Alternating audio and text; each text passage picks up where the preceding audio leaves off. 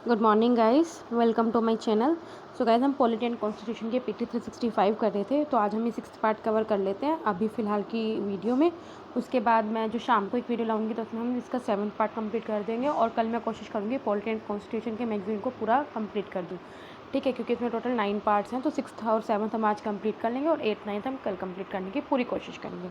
चलिए आज का टॉपिक स्टार्ट करते हैं। नेशन वाइड एनआरसी गवर्नमेंट ने अभी ये दे दिया कि नहीं, उनकी कोई ऐसी इंटेंशन नहीं है कि वो नेशन वाइड एनआरसी करेगी, नेशनल रजिस्टर ऑफ सिटीजन, मतलब कि नेशन वाइड कैरी आउट करेगी। एनआरसी क्या है? एनआरसी वो लिस्ट है लीगल सिटीजन, जो भी हमारी कंट्री के लीगल सिटीजन हैं उनकी लिस्ट होती है। अर्लियर क्योंकि सुप्रीम कोर्ट के ऑर्डर पे गवर्नमेंट ने कंडक्ट किया था एनआरसी अभी कहाँ होता है? असम में होता है। ठीक है, अभी एनआरसी हुआ था जिसमें जो 19 लाख कैंडिडेट्स हैं वो एनआरसी की लिस्ट में आने में फेल हो गए हैं। ठीक है, इसलिए अभी गवर्नमेंट ने बोला है कि वो पूरे इंडिया में नहीं करेंगे, एनआरसी को लागू नहीं करेंगे। अभी क्या होता है, जो हमने वैसे कल नेशनल पॉपुलेशन ऑफ रजिस्टर पढ़ा था, तो नेशनल पॉपुलेशन ऑफ रजिस्टर है, उसमें हम क्या करते हैं कि हमारी इंडिया में अभी यूजुअल रेजिडेंट्स कितने हैं, जो मतलब कि 6 मंथ्स पहले जो यहाँ पे स्टे करें और 6 मंथ आगे तक स्टे करेंगे, उन लोगों को हम गिनते हैं। ठीक है, लेकिन नेशनल रजिस्टर ऑफ सिटीजन में हम लीगल सिटीजन गिनते हैं कि हमारी कंट्री के लीगल सिटीजन कौन से हैं। अब हम क्या डिटर्मिनेशन है, क्या क्राइटेरिया जो हम सिटीजनशिप क्राइटेरिया करते हैं। सबसे पहले जो सिटीजनशिप अमेंडमेंट एक्ट आया था 1955 में, तो उसमें बोला था कि जो भी इंसान 26 जनवरी 1950 के बाद पैदा हुआ है और 1987 1 जुलाई से पहले पैदा हुआ है, वो सिटीज़न रह सकता है बर्थ का, is an Indian citizen by birth. आपको पता है सिटीज़नशिप हम 5 उस पर देते हैं। एक बर्थ हो गया, एक डिसेंट हो गया, एक रजिस्ट्रेशन हो गया, एक नेचुरलाइजेशन हो गया, एंड 5th अगर हम किसी भी टेरिटरी को एक्वायर कर लेते हैं तो उसके जो सिटीजन होते हैं वो हमारे इंडिया के सिटीजन हो जाते हैं। जैसे सिक्किम को हमने एक्वायर किया था जब इंदिरा गांधी जी प्राइम मिनिस्टर थी ना, तो जो फिर वहाँ के लोग थे ना, वो सारे इंडिया के सिटीजनशिप बन गए थे। ठीक है, तो इसमें यही है कि अगर कोई भी इंसान 26 जनवरी और 1 जुलाई 1987 के बीच जो पैदा हुआ है वो इंडिया का सिटीज़न कहलाएगा बाय बर्थ। लेकिन अगर कोई 1 जुलाई 1987 के बाद पैदा हुआ है, लेकिन अगर वो 2003 से पहले पैदा हुआ है और अगर उसके कोई भी पेरेंट आइदर ऑफ, मतलब कि या तो माँ या बाप उसका इंडियन सिटीज़न है, तो वो इंडियन सिटीजनशिप ले सकता है बर्थ के नाम पे। और एनीवन बोर्न, अगर कोई भी सिटीजनशिप अमेंडमेंट 2003 के बाद पैदा हुआ है और अगर उसके दोनों पेरेंट इंडियन सिटीज़न है, तो ही वो इंडियन सिटीज़न का सिटीजनशिप ले सकता है at the birth. Only section two this was, लेकिन ये जो सिटीजनशिप एक्ट है ना, इसका सेक्शन सिर्फ असम में है, क्योंकि वो जो है ना असम, वो एक असम अकॉर्ड पे चलता है as per the 1985 accord foreigner. उसके अकॉर्डिंग जो फॉरनर्स वो हैं जो भी 24 मार्च 1971 से पहले स्टेट में आ चुके थे, वही इंडियन सिटीजन्स हैं। अगर उन्हें citizenship amendment act 2000 to implement citizenship amendment in 2019, citizen and the illegal migrants have to be identified। अब हमने सिटीजनशिप अमेंडमेंट एक्ट को हमने 2019 में अमेंड किया है, तो इसके लिए हमें पहले इलीगल माइग्रेंट्स को डिफाइन करना पड़ेगा, आइडेंटिफाई करने में कौन से, इसलिए हमने सबसे पहले एनआरसी एक पहला स्टेप होता है। अब असम अकॉर्ड और एनआरसी होता क्या है? जो असम अकॉर्ड था ये एक मेमोरेंडम ऑफ सेटलमेंट है, किसके बीच में? गवर्नमेंट ऑफ इंडिया के बीच में और असम मूवमेंट के जो लीडर्स थे उनके बीच में। ये 15 अगस्त 1985 को हुआ था। जो सिटीजनशिप एक्ट ऑफ 95 था वो अमेंड हुआ था after the Assam accord. Assam accord पहले आया था और जो सिटीजनशिप एक्ट था वो बाद में अमेंड में हुआ था। एज पर ऑल विच, जो इंडियन ओरिजिन पीपल थे जो बांग्लादेश से आए थे 1 जनवरी 1966 से पहले, वो सिटीजन्स इंडिया के नहीं कहलाएंगे। और जो 1 जनवरी 1966 से और 25 मार्च 1971 से पहले आ गए थे, वो सिटीजनशिप के लिए एलिजिबल है अगर उन्होंने रजिस्ट्रेशन करा रखी है और 10 साल से उसी स्टेट में रह रहे हैं। आपको पता है असम अकॉर्ड इसलिए है क्योंकि 1971 वो इसलिए अपना वो लेके चलता है, क्योंकि आपको पता है इंडो पाक वार हुआ था जब बांग्लादेश पाकिस्तान से अलग हो गया था, तो बहुत लोग ऐसे थे जो बांग्लादेश से इंडिया में आए थे। ठीक है, तो उसको प्रिवेंट करने के लिए वहाँ पे असम में अलग से एक असम अकॉर्ड होता है। ठीक है, दोज हु केम, जो 25 मार्च 1971 के बाद आए थे, उनको डिटेक्ट किया जाएगा और डिपोर्ट कर दिया जाएगा। डिपोर्ट मतलब वापस उनके देश भेज दिया जाएगा under the illegal migration determination by tribunal IMDT act 1983। It also talked about the delegation of foreigners name from the electoral. NRC को हम अपडेट करते हैं असम में as per Assam record. Assam accord के अकॉर्डिंग एनआरसी को असम में अपडेट किया जाता है। ठीक है, जैसे हमारी सिटीजनशिप एक्ट पूरे इंडिया में चलता है, सिर्फ एक्सेप्शन असम में, ठीक है, तो उसको हम बार बार अमेंड करते रहते हैं। लेकिन जो असम में अगर कुछ अमेंड होता है ना, एनआरसी उसका असम अकॉर्ड के हिसाब से चलता है, ठीक है। अब प्रोविजंस क्या उन पीपल के लिए जिन लोगों की एनआरसी लिस्ट में नाम नहीं आया। असम में भी एनआरसी हुआ, वहाँ पे 19 लाख लोगों को लिस्ट में उनका नाम नहीं आया। अब उन 19 लाख लोगों का क्या, उनके लिए क्या प्रोविजंस हैं। असम गवर्नमेंट ने बोला है कि जिनका नाम उसमें नहीं है उनको एकदम से फॉरेनर्स हम नहीं बोलेंगे, और ना ही हम उन्हें इलीगल माइग्रेंट्स बोल रहे हैं। उन लोगों को अलाउड है कि वो प्रोटेस्ट कर सकें, रजिस्टर कर सकते हैं फॉरेन ट्रिब्यूनल पे, या वो हाई कोर्ट और इवन कि सुप्रीम कोर्ट पे भी अप्रोच कर सकते हैं। स्टेट गवर्नमेंट ने ये भी बोलते हैं कि वो लीगल एड प्रोवाइड करेगी पुअर्स को जिन्होंने अपना नाम अब उसमें लिस्ट में नहीं पाया। Under the foreigners act of 1946 burden of proving whether an individual is a citizen or not lies upon the individual applicant and not on the state। जो डाउटफुल या डी वोटर्स हैं वो होते हैं आर डी, जिनको डिसएनफ्रेंचाइज किया जाता है गवर्नमेंट के द्वारा on the account of their elect lag of proper citizenship credential, क्योंकि उनके पास प्रॉपर सिटीजनशिप की सर्टिफिकेट्स नहीं होते उनको शो करने के लिए, हाँ, कि अब यहाँ की सिटीजनशिप हो। और उनको इंक्लूजन तभी डिपेंड करती है अगर फॉरेन ट्रिब्यूनल उनका डिसीजन देते हैं।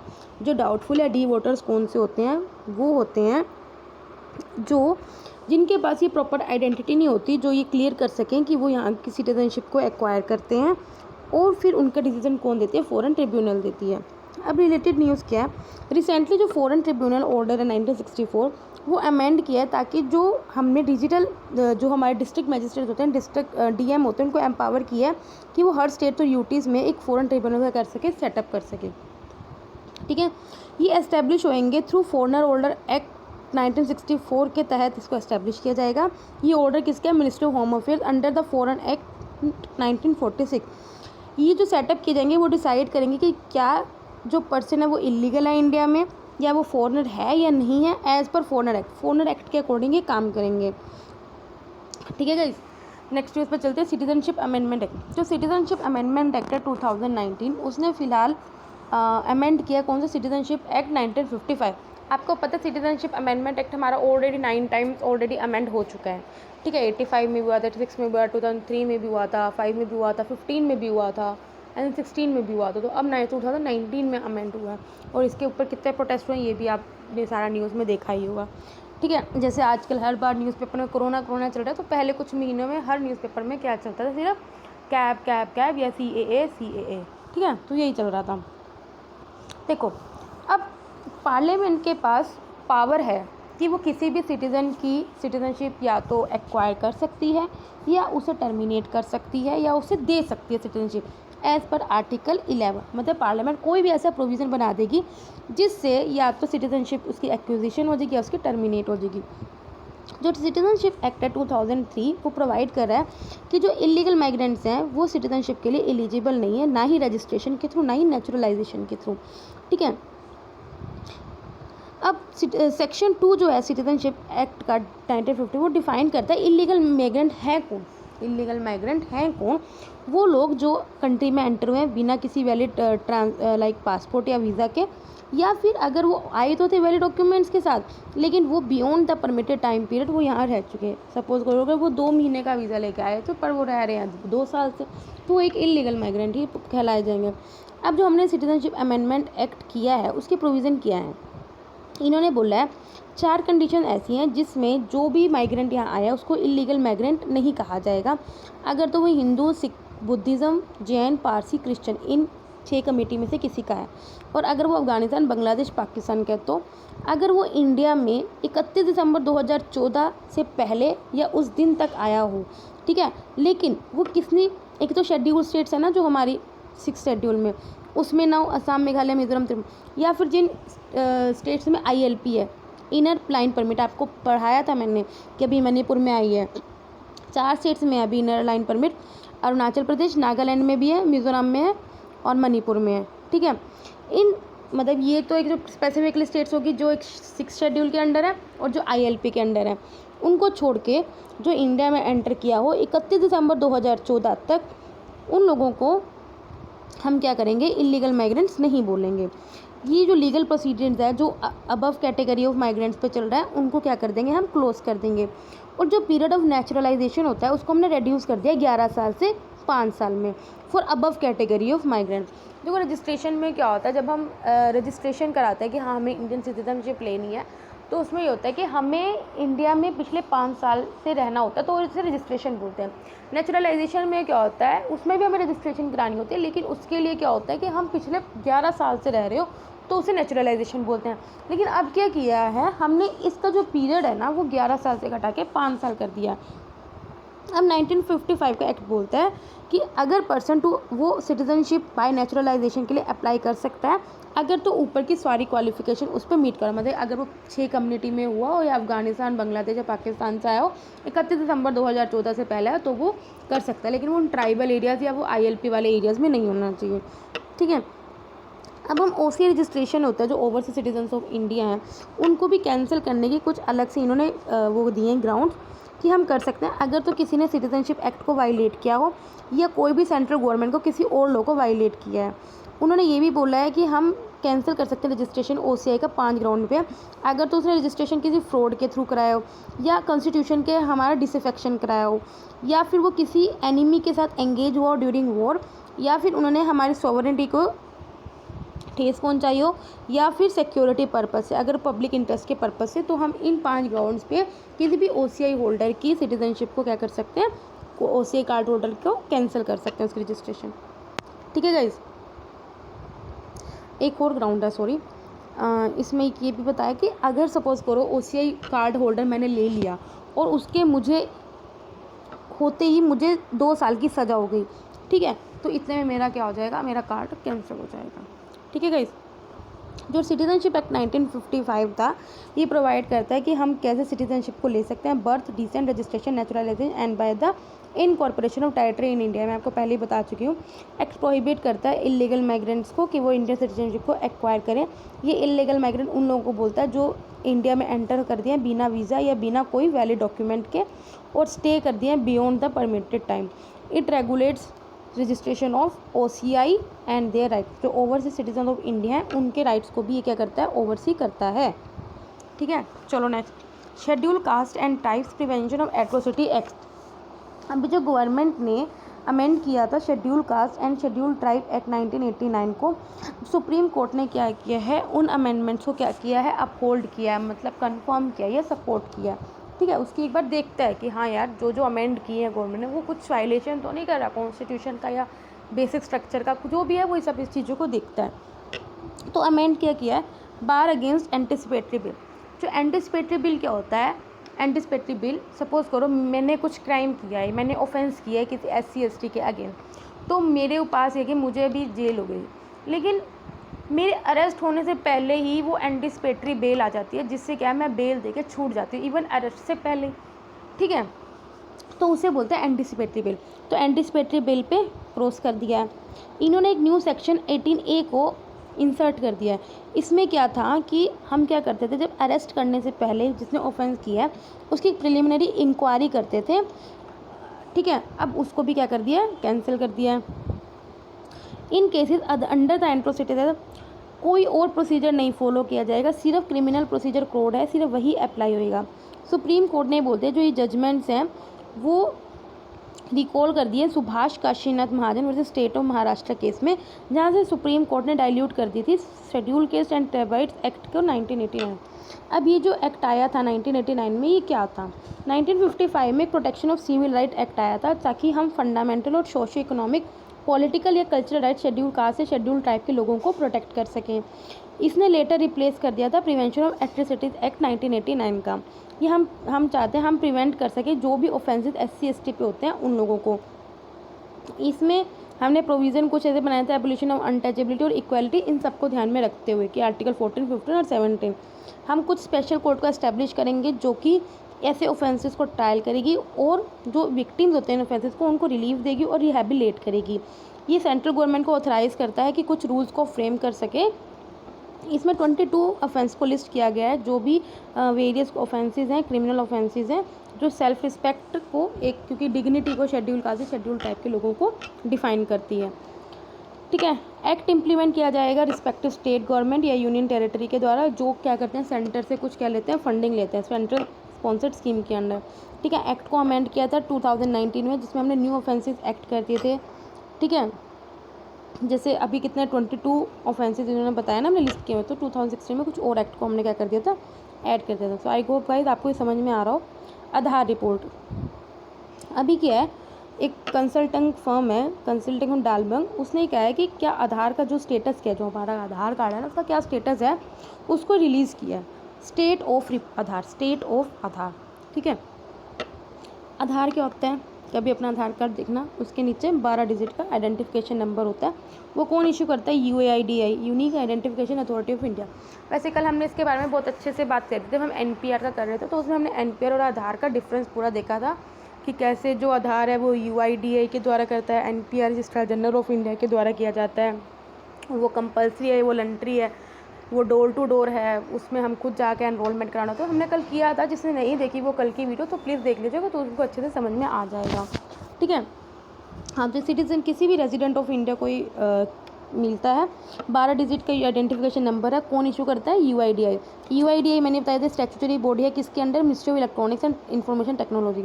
ये आधार एक्ट 2016 के अंडर क्या हुई थी, एस्टेब्लिश हुई थी। आधार हमारी 4 इन्फॉर्मेशन लेता है, personal information, name, age, gender और address, along with biometric data. पता होगा थंब इम्प्रेशन लेता है वो आपका। ठीक है। बायोमेट्रिक रहता है। अब आधार ने कुछ न्यू फीचर्स ऐड किए हैं, जैसे virtual ID that help protect an individual privacy, जो हमारी इंडिविजुअल की प्राइवेसी को प्रोटेक्ट करता है। आपको अगर नहीं पता तो मैं आपको बता दूं, 2016 में या 2017 में एक केस हुआ था, जिसमें यह था कि आधार से हमारी प्राइवेसी को खतरा है, इसलिए फिर हमने राइट टू प्राइवेसी को अंडर आर्टिकल 21 में हमारा फंडामेंटल राइट बताया था। ठीक है। तो आपको पता होना चाहिए। ठीक है। ये पुट्टू स्वामी का केस था 2014 का, पता नहीं यार मेरे को याद नहीं आ रहा एग्जैक्टली ईयर नहीं याद आ रहा, लेकिन हाँ पुट्टू स्वामी का केस था, जिसमें हमने राइट टू प्राइवेसी ऐड किया था अंडर आर्टिकल 21, कि वो हमारा फंडामेंटल राइट है अंडर आर्टिकल 21। अब हमारा आधार का प्रोजेक्टिव क्या है कि ताकि हम एफिशिएंट, ट्रांसपेरेंट और मैनर में हम वेलफेयर सर्विसेज को डिलीवरी कर सकें। अब आपको देखते कुछ फाइंडिंग करते हैं। 95% एडल्ट हैं जिनके पास आधार हैं, और 75% चिल्ड्रन हैं जिनके पास आधार है। 8% पीपल ऐसे हैं जिनके पास आधार कार्ड अभी नहीं है, मतलब कि कुछ 102 मिलियन पीपल। 80% बेनिफिशियरीज को लगता है कि आधार की वजह से हमारे बहुत चीज़ें क्या है, सिंपल बन गया है। जैसे जो PDS डिस्ट्रीब्यूशन है, जो PDS हम पब्लिक डिस्ट्रीब्यूशन सिस्टम के अंडर हम फूड ग्रेन्स डिस्ट्रीब्यूट करते हैं BPL वालों को या APL वालों को या अंत्योदय वालों को, वो एक बहुत ईजी हो गया। मनरेगा स्कीम में एम्प्लॉयमेंट देते हैं हम 100 डेज ऑफ वर्किंग में, वो बहुत ईजी हो गया। और सोशल पेंशन उन सबको बहुत क्या हो गया, रिलायबल हो गया। ठीक है। तो ये कुछ फाइंडिंग्स थी। ठीक है। किसके द्वारा की हुई है, कंसल्टिंग फर्म डालबर्ग। ठीक है। गाइस देखो, अगर आपको लगता है, जैसे मैंने सोशल इश्यूज़ की मैगजीन कवर करा दी, पॉलिटिकी में आज कराती हूँ, अगर आपको लगता है कि हाँ यार उसकी रिवीजन के लिए भी कुछ लेके आना चाहिए एक वीडियो, तो आप अगर बोलोगे तो मैं लेके आऊँगी, लेकिन मुझे आपका रिस्पॉन्स चाहिए। मैं अपने आप से नहीं लेके आऊँगी, आप मुझे कमेंट करोगे कि हाँ मैम लेके आओ रिवीजन, तो मैं लेके भी आऊँगी। ठीक है। क्योंकि नहीं तो मैं ऑलरेडी बहुत कुछ लेके आ रही हूँ आपके लिए, टेस्ट सीरीज़ भी लेके आ रही हूँ मैं इस 15 तारीख से। उसमें मैं विज़न के 35 टेस्ट को कवर करूँगी, कि जो प्रीलियम 2020 में देने वाला है उसके लिए बहुत ज़्यादा अच्छी होएगी। और क्योंकि आपको पता टेस्ट सीरीज़ कितनी ज़्यादा इंपॉर्टेंट है, उसी से ही आपका मार्क्स बनता है। ऐसे तो जितना मर्जी पढ़ते रहो कोई फ़ायदा ही नहीं है। ठीक है। जब तक आप टेस्ट नहीं लगाओगे तब तक आप कोई भी चीज़ में स्ट्रॉन्ग नहीं बनोगे। ठीक है। तो मैं आई थिंक 15 जुलाई से मैं टेस्ट सीरीज स्टार्ट कर रही हूँ। मैं 35 टेस्ट सीरीज में कवर करूँगी। जो भी होगा मैं अनाउंसमेंट एक वीडियो निकाल दूँगी, जिस हिसाब से मैं ये सब करूँगी। ठीक है गाइस, चलो नेक्स्ट न्यूज़ देखते हैं। Aadhaar and other laws amendment act. अभी Aadhaar and other laws amendment act 2019 ये पार्लियामेंट ने पास कर दिया और रिप्लेस करेगा जो ऑर्डिनेंस हमने मार्च 2019 में प्रोमulgate करा था। ऑर्डिनेंस कौन प्रोमulgate करता है, प्रेसिडेंट करता है। अंडर विच आर्टिकल 1, 2, 3 123 आर्टिकल के अंडर प्रेसिडेंट ऑर्डिनेंस प्रोमulgate कर सकते हैं, लेकिन उसकी भी कुछ कंडीशंस होती हैं। हम सब कवर करेंगे पॉलिटी में, आओ मंडे से आपको कल से पढ़ाएंगे। अब की फीचर क्या है, इसने अलाउ कर दिया कि ऑफलाइन वेरिफिकेशन हो सकती है किसी भी इंडिविजुअल आइडेंटिटी की विदाउट एनी ऑथेंटिफिकेशन, लेकिन कोई भी वो रेगुलेशन उसी के हिसाब से होगा जो UIDAI ने नोटिफाई किए हैं। जो इंडिविजुअल है वो अपने आधार कार्ड को वॉलंटरी यूज़ कर सकता है अपनी आइडेंटिटी को एस्टेब्लिश करने के लिए। ठीक है। और ये भी मेड क्या है, mandatory only by law of parliament. Telegram act 1885 को अमेंड किया and the prevention of money laundering act 2002 को भी किया है, जिसमें क्या किया कि जो पर्सन विद लाइसेंस हैं वो मेंटेन करेंगे telegraph, banking companies and the financial institute may verify the identity of their client by authentication और offline verification of Aadhaar among the other thing. ठीक है। एंटिटीज यूजिंग आधार, जो भी एंटिटी परफॉर्म करी authentication को वो तभी कर सकती है अगर यूआईडी को सेटिस्फाइड हो रहा हो कि कोई भी चीज़ ना प्राइवेसी के किसी के अगेंस्ट में नहीं जानी चाहिए। ठीक है। और जो लॉ के अकॉर्डिंग परमिटेड है, तो भी हम क्या कर सकते हैं, किसी के ऑथेंटिफिकेशन कर सकते हैं आधार के थ्रू। ठीक है। क्योंकि जब से वो राइट टू प्राइवेसी आया ना, तो आधार आप इतनी ईजिली आप किसी का वो नहीं कर सकते। आधार नंबर ऑफ चिल्ड्रन, अब क्या है, जब हम चाइल्ड को, जो बच्चा है उसको एनरोल करते हैं, आधार नंबर करते हैं, तो हम उसके पेरेंट और गार्जियन की कंसेंट से करते हैं। लेकिन अगर एक बार बच्चा 18 साल का हो जाए तो चाइल्ड अप्लाई कर सकता है, वो अपना आधार कैंसिल भी करा सकते हैं। Disclosure of information in certain cases, हम इन्फॉर्मेशन को डिस्क्लोज तभी कर सकते हैं अगर हाई कोर्ट या फिर अबव सुप्रीम कोर्ट का ऑर्डर हो। ठीक है। Disclosing information is in the interest of national security, हम भी डिस्क्लोज किसी वजह से कर सकते हैं अगर नेशनल सिक्योरिटी के इंटरेस्ट में, और ये भी किसके द्वारा की जाएगी, not below the rank of secretary. UIDAI fund भी क्रिएट किया है, जिसमें जो भी फीस, ग्रांट्स या चार्जेस हैं वो यूआईडीआई के द्वारा रिसीव किए जाएंगे, और उसको हम यूज़ करेंगे या तो एक्सपेंसेस जो यूआईडीआई एक्सपेंस करता है उस पर, उनकी सैलरीज या अलाउंसेस जो उसके एम्प्लॉयज़ हैं उन पर करेंगे। कंप्लेंट्स भी कर सकते हैं, इंडिविजुअल को हक है कि वो रजिस्टर कर सके कंप्लेंट्स किस केसेस में, अगर उसको लगता है कि हाँ उसकी पर्सनल इन्फॉर्मेशन को डिस्क्लोज़ किया गया है या उसको आइडेंटिटी को डिस्क्लोज़ किया गया है। आधार इकोसिस्टम को हम डिफाइन कर सकते हैं, इसमें सारी जो एनरोल एजेंसीज हैं, रिक्वेस्टिंग एजेंसीज हैं, या जो ऑफलाइन वेरिफिकेशन सीकिंग आइडेंटिटी हैं, इन सब में हम इंक्लूड करते हैं।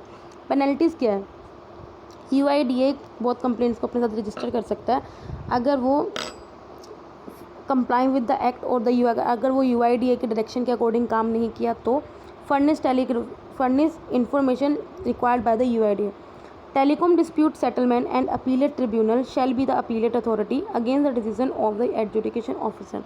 ठीक है। अब जैसे पहले तो यूआईडीआई करेगा कि जो भी कंप्लेंट है उसको क्या करेगा, रिजॉल्व करेगा। लेकिन अगर किसी को लगता है कि अरे हाँ इसने काम नहीं किया ढंग से, फेलियर अपना जजमेंट नहीं किया, तो ये अपीलेट ट्रिब्यूनल है वो इस पे जाएगा, telecom dispute settlement and appellate tribunal. ठीक है गाइस, आज के लिए इतना रखते हैं, फिर हम कल अभी नेक्स्ट वीडियो से ये स्टार्ट करेंगे। ठीक है गाइस, ओके, बाय बाय।